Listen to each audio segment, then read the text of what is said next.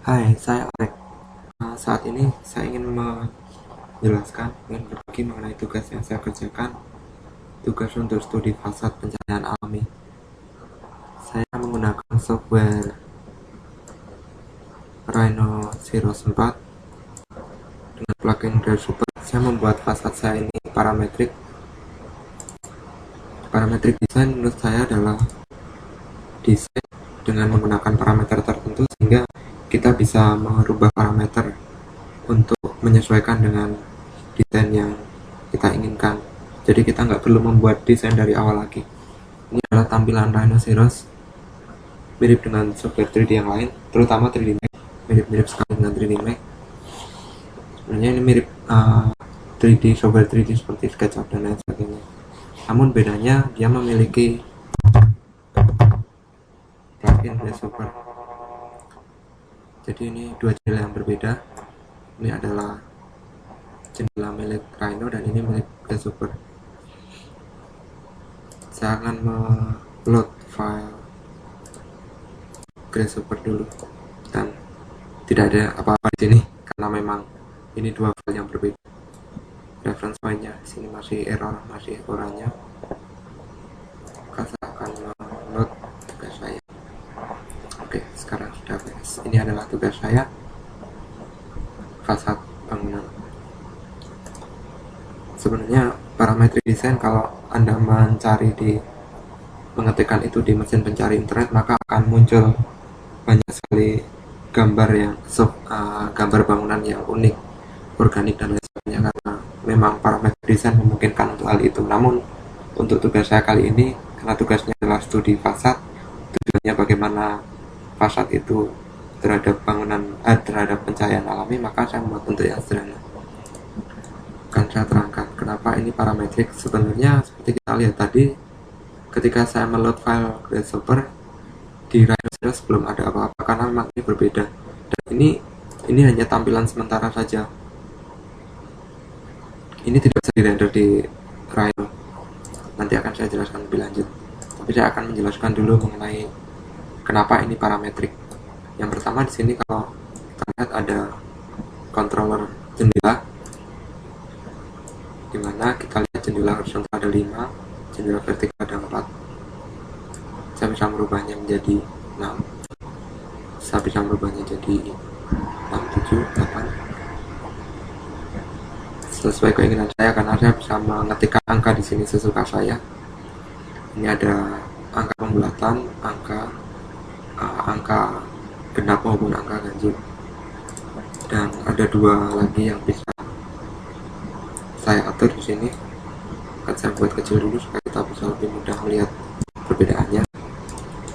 Oke, ini adalah frame jendela, frame fasad. Kalau kita lihat, saya bisa merubah ukurannya menjadi lebih kecil, lebih lebar, dan karena ini parametrik, kalau ukuran frame-nya lebih lebar maka jendelanya lebih kecil, dan sebaliknya. Ini kita lihat jendelanya lebar sekali sementara frame-nya kecil. Kalau frame-nya saya berlebar maka jendelanya lebih kecil. Oke, itu yang pertama.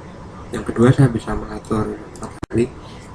Saya membuat dummy, bukan matahari beneran, karena semester ini adalah semester awal, jadi saya hanya belajar tingkat dasar. Sebenarnya software ini bisa dijadikan satu juga dengan Ecotech untuk meload file Sunpad dari Ecotech, sehingga kita bisa benar-benar melakukan studi. Tapi untuk semester ini tugasnya seperti ini sudah cukup. Ini kalau kita lihat, titik ini saya umpamakan adalah matahari, posisi mataharinya. Saya bisa merubahnya, parametrik juga. Lalu ini adalah skala matahari, sunpadnya. Saya bisa merubahnya juga. Saya bisa mengganti ukurannya juga kalau memang diinginkan. Kecil aja biar kita bisa lihat jelas. Saya bisa merubah azimuth, sehingga kalau misalnya bangunan ini berada di tempat yang berbeda, tentu saja azimuthnya akan berbeda juga, waktunya berbeda, ini juga akan berbeda. Lalu ini adalah altitude, ketinggian matahari. Mungkin akan lebih jelas. lagi untuk saya bisa mengaturnya.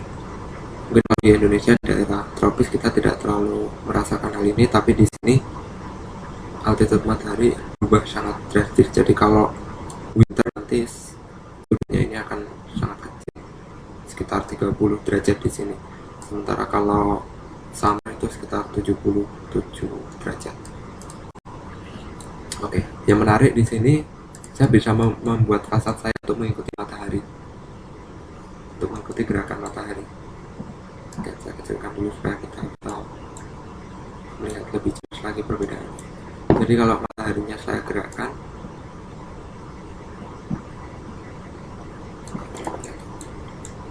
oke,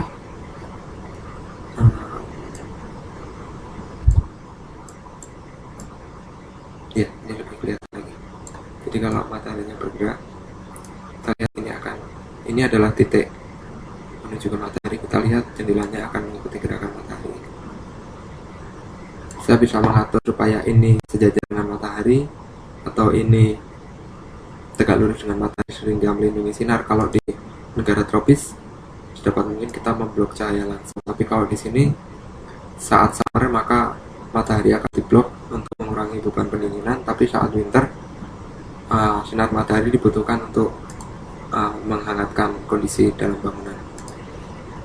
Kalau kita lihat lagi, ini adalah script grasshoppernya. Memang cukup rumit, sepertinya cukup rumit, tapi sebenarnya tinggal coba-coba aja sih. Kalau saya seperti itu. Intinya kalau membuat ya trial and correct lah, seperti itu. Dan seperti yang saya bilang tadi, karena ini masih berupa studi, maka saya bisa main-main di sini. Apakah saya menginginkan jumlah jendela yang lebih banyak dengan frame yang kecil,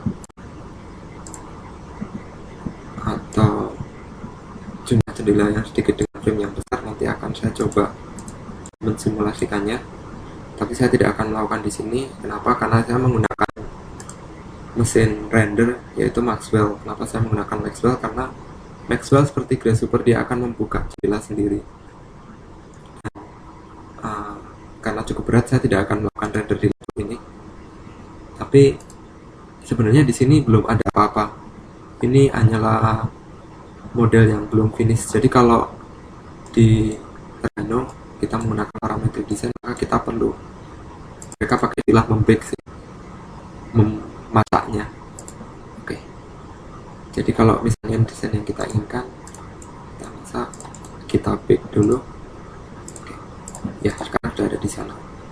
Kita bisa melakukan previewnya. Oke. Ya, ini adalah tampilan wireframe dari.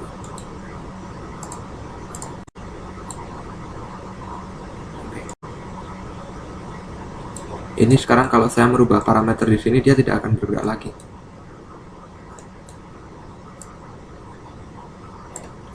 Karena dia sudah di bake, dan ini adalah desain saya. Saya bisa men-save file ini, dan saya bisa main-main lagi dengan bentukan parameter tadi untuk membuat desain yang lain. Nanti akan saya pilih desain yang terbaik untuk saya kumpulkan. Oke, sepertinya itu dulu yang bisa saya sampaikan ke rekan-rekan. Seandainya rekan-rekan ada yang ingin bertanya atau ingin mengetahui bagaimana sebenarnya cara kerja ini, step by step dan lain sebagainya, mungkin kita bisa belajar bersama. Semoga sukses buat teman-teman semuanya. Terima kasih.